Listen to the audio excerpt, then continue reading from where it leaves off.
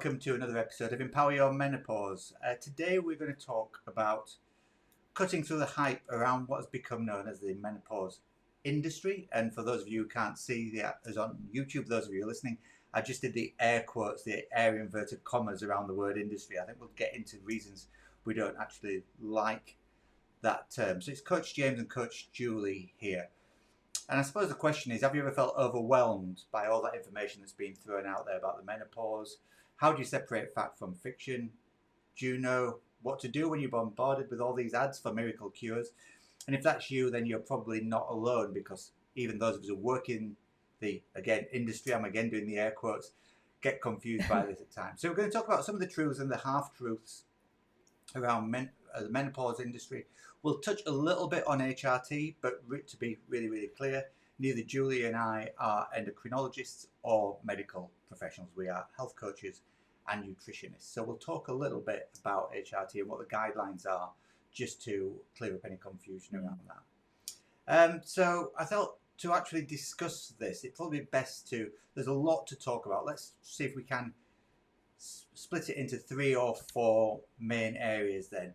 The reason that prompted this, and we'll go into this briefly, is there was a Panorama documentary last week presented by Kirsty Walker, who's a really famous journalist here in the UK, where she looked into the industry. So we'll talk about that documentary and what prompted this.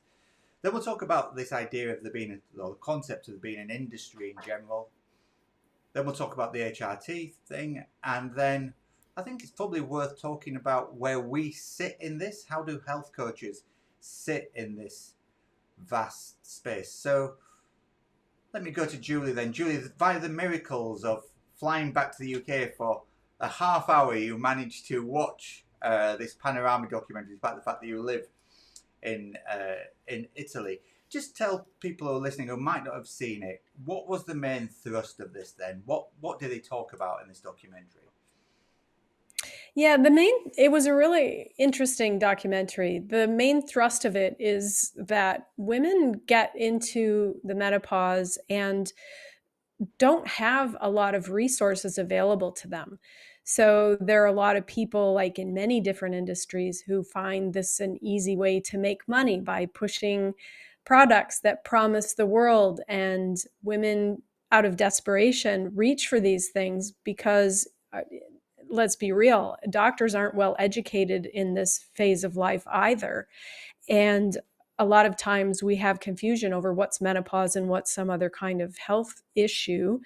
And so women don't really have the information they need. So we look to the commercials we see on social media. We look to the supplements we find in the drugstores. We look to whatever we think might help us get through these symptoms, get through this phase of life a little bit easier. And unfortunately, most of these things are not what they promise to be. And we'll get into a little more detail on that. And the flip side of that is we go running to the doctor who doesn't have time to talk to us about the whole picture, or there's no specific test for menopause that they can do. So they'll throw some kind of medication, oftentimes HRT, when it may or may not be the appropriate thing. Because again, we have limited tools here based on limited information and limited education. Yeah. I think it's interesting, isn't it, that this term industry is being used now. And I looked up just before we started talking. I think in 2023 it was worth almost $17 billion. And just to be clear, that is not people making $17 billion from quick fix potions or things like that. That is the menopause solutions marketplace. So that includes everything from HRT production to people who do, relatively low cost, easily accessible coaching like ourselves. So that would take in the whole industry. So this is not $17 billion worth of, dodgy products or something. Let's make that absolutely clear. Right. But there is an element of some Right. people making money out of this who might not be giving women the full picture. And the thing that interests me about it more than anything else, and I don't know whether you agree or not, Julie, is that it feels as though this is now starting to mirror somewhat another health, again in inverted commas, industry, which is that of weight loss. In the fact many people, and I can see why they do that, always look for a quick fix. People want the magic pill or the silver bullet or the magic potion that is going to help them slay their weight gain, Mhm. and therefore there are a lot of solutions that are aimed at that. Not all of which actually work. And I think the same thing is what we're seeing here in when it comes to menopause as well. In that a lot of people want they're so discombobulated by the symptoms that they're going through and don't have a solution, but really would like something that is a silver bullet, something that can come and put everything Mhm. to bed quickly, easily, and relatively cheaply. And we know that, as in the weight loss industry, that really doesn't work. And I think we're seeing the Yeah. same thing here when it comes to menopause as well. That a lot of these products, you walk into a chemist or a supermarket and you're bombarded on the shelves now by a range of supplements that have got the term meno in there somewhere when it Mhm. comes to offering some kind of health solution. Sure, I totally agree, and it's frustrating for me because I have been through this myself before there were the resources that are actually even available today. And I remember that feeling of desperation with the symptoms that I had. I What bothers me is that a lot of these products are making claims that have no basis in science. There's no research to prove. They may put someone in their advertisement who's wearing a white coat so they look like a doctor, and you put some stock in that. You think, "Oh, this must be a credible source." They talk about research and the number one proven ingredient and sort of this sort of thing. And you have to be really caveat emptor, right? Buyer beware. You need to understand whose research, where was the research done? Is it peer reviewed, repeatable, validated research by reputable places? Um, and in this documentary, they looked at some of the top supplements that are being used today for menopause, and there weren't any reliable studies. Now, their customers have great reviews. And again, we know that sometimes those things can also be manipulated or even purchased. So I appreciate good reviews. It helps me when I'm buying certain products. But when it comes to your health, these things are important to sort of peel aside and look at what's really underlying them, because there isn't one thing that's going to work for most women, because everyone experiences menopause differently, and therefore their needs are going to be different. Their lifestyle, their health factors, their stress levels, their quality of sleep, their relationships, their environments, all of these things are different, and so are their symptoms. So throwing we can read a lot about certain herbs and superfoods, if you will, that have been shown to have good, um, help people feel better, to have maybe some good results. But when you see those things as an herbalist, I can say these are the kinds of things that work slowly over time when they're properly used. Mm. And they have to be used very carefully and very attentively. So, throwing everything into a capsule and saying, this is going to solve all your problems. As a matter of fact, I even saw, I wish I would have linked to the ad, but I saw an ad for a ring that had some pretty little wave pattern on it in blue. And it was a ring that promised to eliminate all menopause symptoms. Just, oh, Great. please, please, please Yeah. talk to us first. Yeah. I think there's a thing here as well to think about when it comes to this, in that you know, what you see in adverts, what you see the claims that are being made, sometimes, and it might be an element of semantics, and I'm sure that everybody who's worked in this space has fallen to this in some way, shape, or form, especially 5, 6, 7 years ago when I first started working in this space.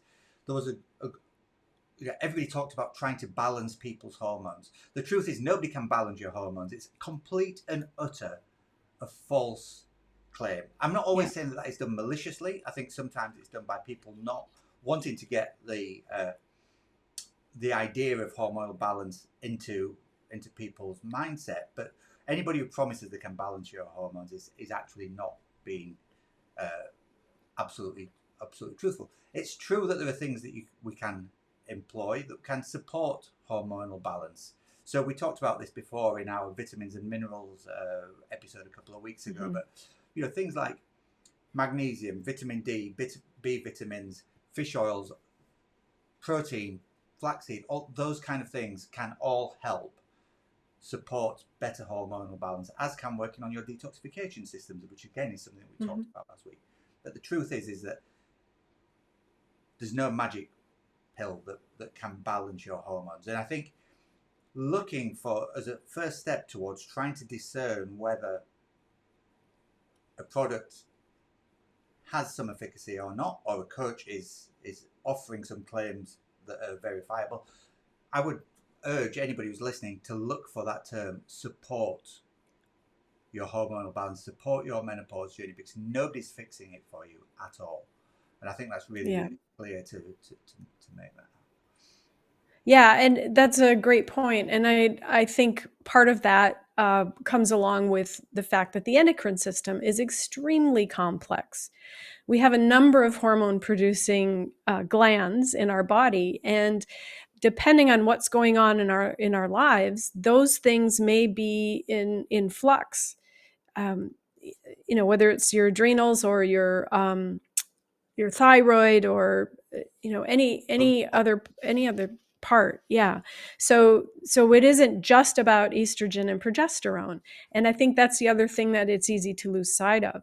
We also have testosterone as women, and we don't talk about that. We don't hear about that very often when we're looking at the endocrine system. So when we're thinking about supporting hormone balance, or supporting hormonal harmony, whatever we want to say, because we can't balance our hormones. There's no magic snapshot of what that should look like. But when we talk about those things, there are a lot of other elements at play, and a lot of other factors that play into that. Because how do we produce hormones? Well, our body produces hormones in great part by what we take into it, and how we manage our stress and our sleep, and the other things that we do to our body.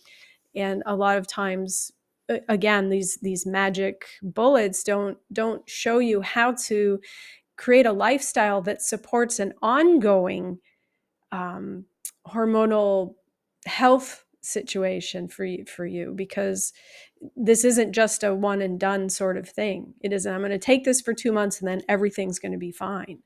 We have to look at this as a long-term health project.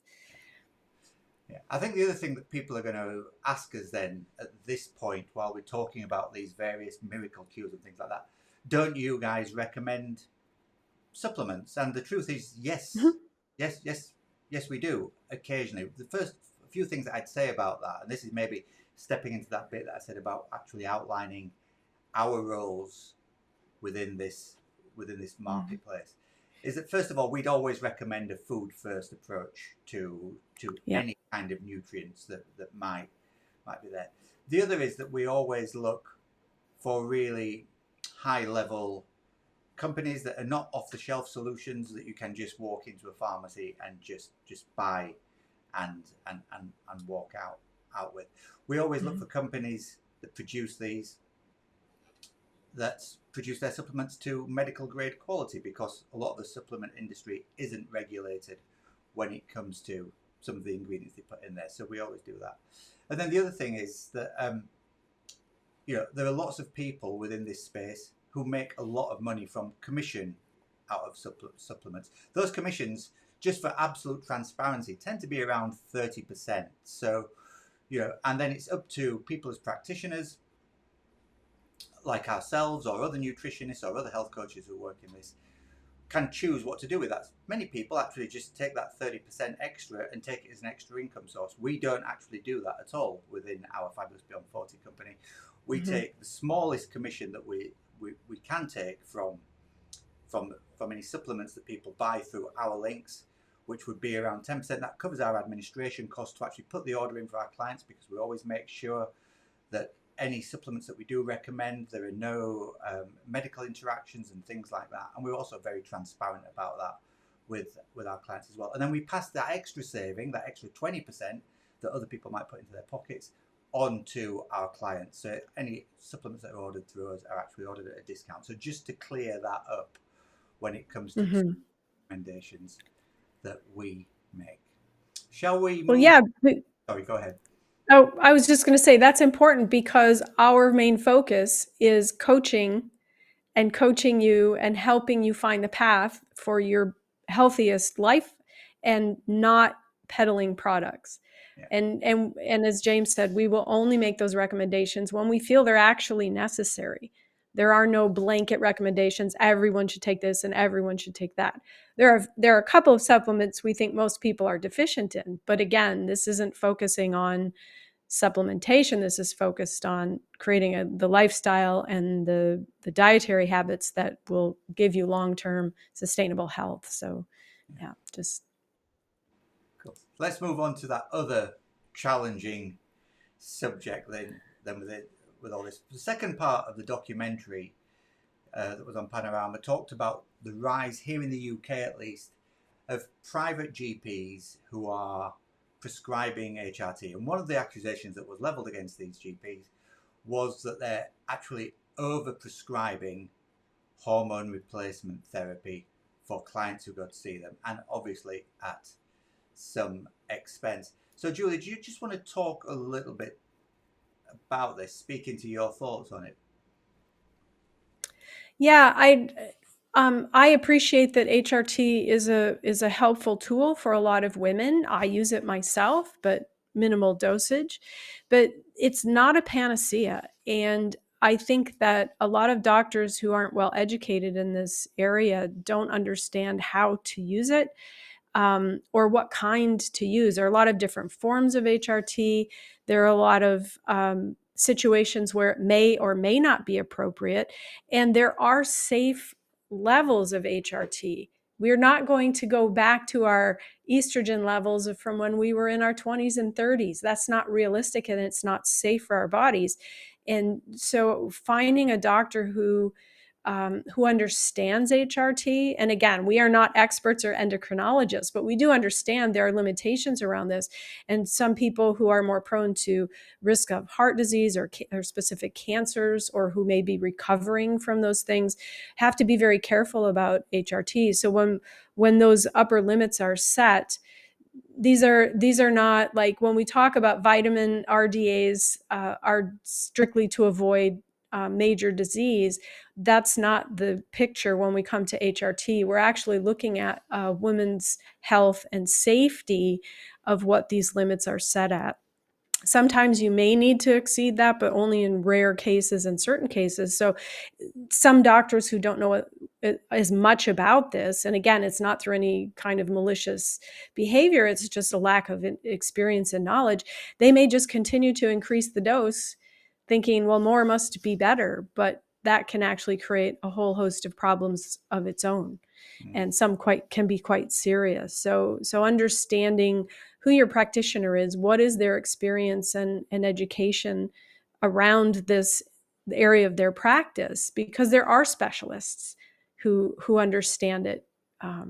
Yeah, so I worry about going to a GP and asking them for their advice in this area. I would think a gynecologist or someone who specializes in endocrinology or hormone replacement therapy would be a better person to ask. yeah. I think it's worth talking about the NICE guidelines. They're the guidelines for clinical excellence here in the UK here, and just actually highlighting a little bit. And I know that, Julie, you're in the Sure. process of putting together a briefing sheet for anybody who wants Hmm. it, which is questions to ask your doctor when it comes to to being prescribed HRT. So the NICE guidelines say HRT can be safe and effective for many women, but it should be based on individual risk assessment. Risks are typically related to factors like age, family history, and other conditions like cardiovascular disease.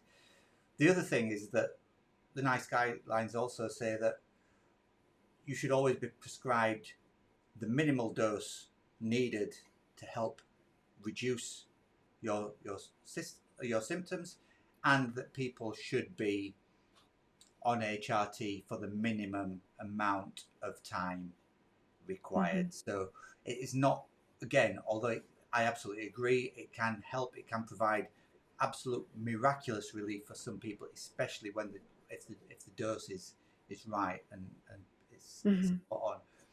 But I think that that's really important as well to realize that it shouldn't be a long term forever solution. I think the one thing to say in all this is,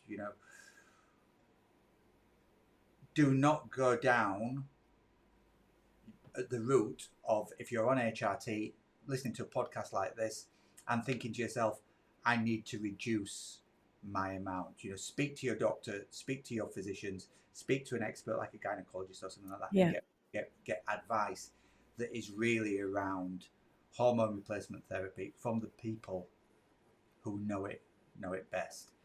Um, Benefits and risks of it. Well, it can help relieve symptoms of menopause. For some women, it can improve bone density and reduce the risk of osteoporosis, something we talk about a heck of a lot.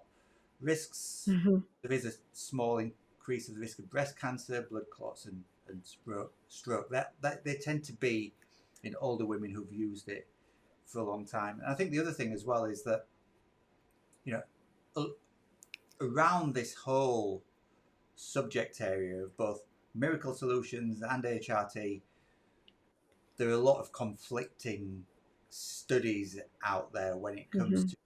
to what the results are. So we would always say err on the side of caution more than anything else. I think would be our key advice to people. Yeah, definitely. And again, taking lifestyle factors into account first, and then using HRT as a support tool if it's appropriate for you, and when it's appropriate for you. Again, it's not going to make everything go away and reverse the clock. That's not how aging works. That's not how menopause works. And I think that is a misconception from a lot of people. So we are using it to reduce the severity of symptoms, again, where it's appropriate. And there are many different forms of HRT. And you've got bioidentical, you've got synthetic forms, you have creams and vaginal rings and transdermal patches, and a lot of different options. So understanding the risk, making an informed decision. I think informed consent is one of the most underutilized tools in the medical industry today, because we want to rely on our doctors to tell us what's right, but we also need to be informed ourselves. So finding out what you can about the different forms and what's available, some of the risks, some of the benefits, and make that decision based on real information and not the hype. Yeah. Yeah. Okay, great.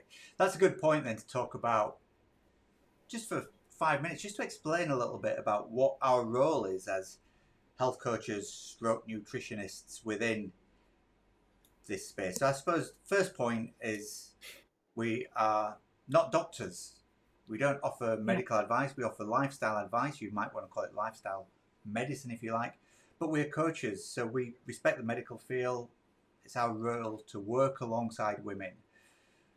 But as you said, helping them make informed decisions about their health and helping them Mhm. come up with a path that is individual, that suits that individual's actual needs. And we don't prescribe or push any single approach. To borrow a phrase from my other company, Elevated Food for Life, we're educational and empowering rather than evangelical when it comes to the advice Yeah. that we offer. Do you want to talk a little bit about lifestyle changes and the 4 pillars that we work towards then to help people in this space, Julie? Yeah, sure. The 4 pillars that we work on are very simple: eat, sorry, think, eat, move, live. You have to get them in order. Because, of course, the way we perceive things is really the key. It underlies all of the other things that we do. So our mindset, our perspective, however you want to call that, our attitude will make a huge difference in how we experience our health, our life, the menopause journey. What we eat is what we use to replace our cells and produce hormones and heal our bodies. And the way we move is also an essential part of staying healthy and strong. And then, of course, lifestyle factors, our environment, how are we sleeping and recovering from stress, all of how are our relationships. We have a lot of other factors involved in how we live. So when you pull all of those together, you can do a whole lot for your health before you have to even think about medications and other things. That your doctor might recommend. And I'm not saying don't listen to your doctor, but I'm saying take these things into account first, because medicine should always be, in my mind, my opinion, medicine should be not be the first stopping point. It should be the last. And it should support all of the other things that you're doing, that will give you the foundation to be able to have that medication work the way it's meant to, instead of just popping pills. Yeah. Yeah, and then I think the other thing is that we try and offer low cost solutions. We offer a lot of free things out there for people to get a start on their journeys, and then if they want some more help, we are here to do that. We try and be as accessible as possible. We don't charge exorbitant prices. Whether you use somebody like us to coach you through this journey or another health coach, I think it's another thing worth mentioning, given that we're talking about the menopause industry, is I would really caution anybody who's looking to work with a health coach or a nutritionist to actually just look a little bit at that person's qualifications. I have probably spent, if I take into account my nutrition therapy degree, my MSc in nutrition science, my coaching qualifications, I probably spent the best part of around £30,000 educating myself in this space. Those people are making $18 billion. That's not coming back, Yeah. back to people like us. It will take us a long time to pay off the cost of those studies. Yeah. There are a number, again, turning this lifestyle phase into an industry. There are a number of coaching qualifications out there now where people are paying £39, the equivalent of around $50, and getting a coaching qualification in menopause. Quite often, they will display that, they will show it, they will sing very, very loudly about it. I would argue that the level of detail they're going into to get a coaching qualification at that amount of money, that amount of investment into their own personal development, isn't a lot. Now, that's not saying that some of those people might actually go on and do lots of reading on their own and be incredibly, incredibly good coaches. But I think it's worth looking at and just finding out a little bit more about people's qualifications before you actually work with somebody. Yeah. And the other thing I would say about that is, because I've spent about the same amount of money and hours, thousands of hours, and we still research and we still learn and we still pursue other certifications and don't know everything. qualifications. Yeah, we don't know everything, but we appreciate the importance of educating and staying up to date with the current research. And I think a lot of these, I don't want to say fly by night, because some of the people do good work, but a lot of these, you can be a nutritionist in 30 days kind of programs, or a menopause specialist in 30 days. They're not encouraging continuing education. They're not encouraging this kind of research. Just learning how to research and read scientific articles is about 30 days worth of intensive study just to understand how they're put together. But the other thing I would say is, when you're looking at a professional, a coach, someone like us, are they willing to work with your doctor? Are they willing to have those conversations? Because we certainly are. And some of my most successful clients in the past have been people I've been part of their care team with. And I've been able to have interaction with their doctor to say, here's what the approach we're taking. And, they'll be able to say, give advice back. And just so they understand, because it's important for your doctor to have the whole picture of what's going on with you. And I'm not saying every health coach needs to talk to your doctor, but it's nice to have that option if that's important to you, because when care is coordinated and everybody knows what's going on, your results and outcome are going to be much, much better. And I think some of these other certifications or mini qualifications, these people aren't going to have the confidence to say, yes, I'll do that. Whereas we are comfortable with our knowledge, and we know where the limits are, and therefore we can say, you need to talk to your doctor about this. If you want to have a conversation together, let's do that. And with your permission, I can ask some questions of your doctor, or they can ask some questions of us. I think that's important. Yeah, even things like these online courses, they don't actually include any supervised clinic time.